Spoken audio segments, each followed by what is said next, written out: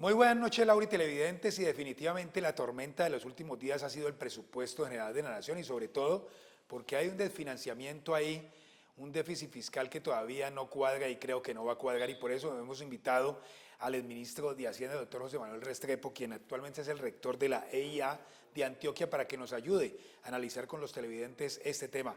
Muy buenas noches, doctor José Manuel, gracias por estar con los millones de televidentes de Noticinco. Muy buenas noches, Edgar. Un saludo a usted y a todos los que nos están viendo hoy aquí en Noticinco. Qué grato estar con ustedes. Doctor José Manuel, a uno le enseñaron que si gasta más de lo que le ingresa, pues definitivamente está en graves problemas. Eso es lo que pasa en este momento con el Estado, con la nación.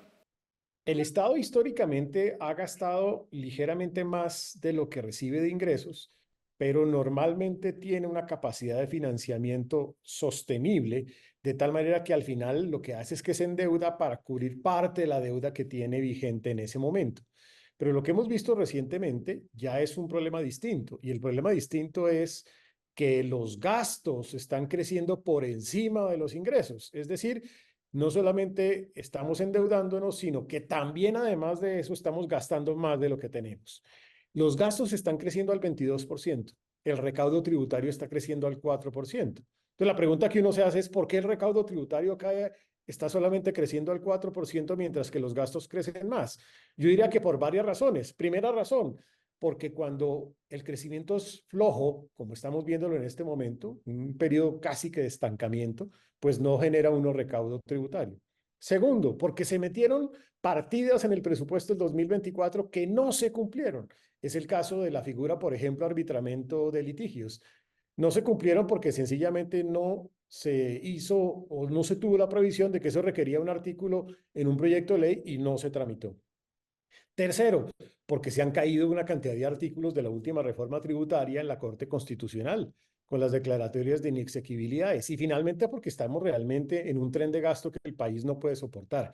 El gasto de este año 2024 es casi en relación al PIB el mismo de un año de pandemia. O sea, eso es algo inconcebible y con ese nivel o tren de gasto, pues es insostenible este escenario de ingresos.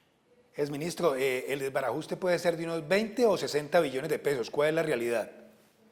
Es que muchos señalan que esto puede oscilar entre 30 y 50 billones de pesos. Es decir, hay que lograr un ajuste de 30 a 50 billones de pesos. No es suficiente con el recorte que se ha anunciado del orden de 20 billones.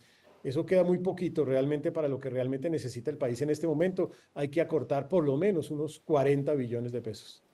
¿Cuál puede ser la salida, doctor José Manuel? Porque en este momento, cuando hay un estancamiento, estábamos hablando de un 0,7% de crecimiento económico, que es prácticamente un estancamiento.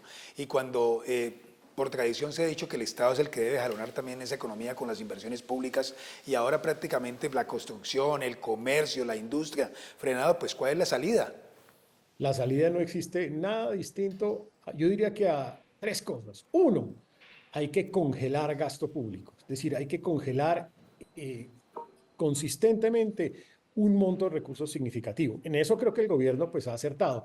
Lo que pasa es que el gobierno tiene que tomar esa decisión rapidito, porque todavía no se ha tomado formalmente ni en el CONFIS ni en el Consejo de Ministros. Seguramente en el curso de estos días ya se anunciará formalmente en congelamiento y me parece que esto es muy importante hacerlo.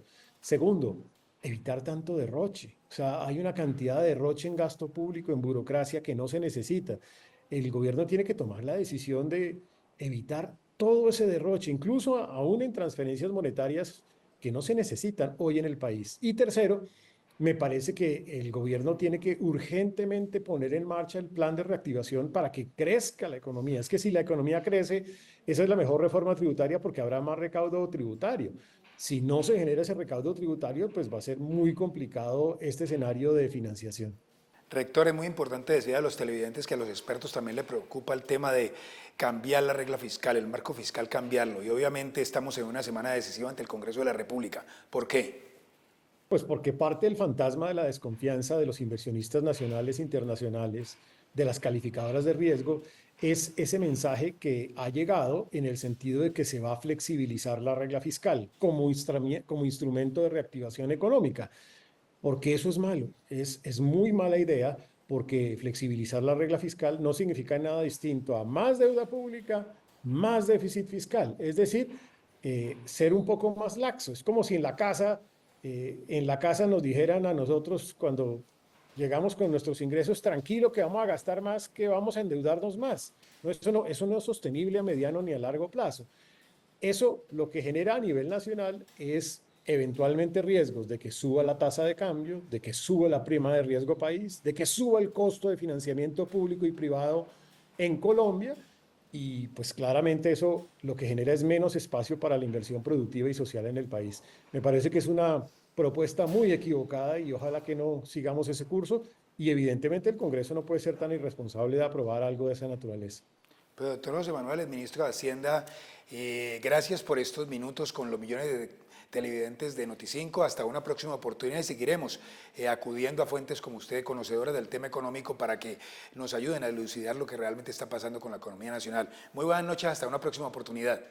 Edgar, gracias y un saludo de nuevo a todos los televidentes de Noticinco. Muchas gracias al doctor José Manuel. Continúe usted, Laura, con más noticias aquí en Noticinco. Buenas noches.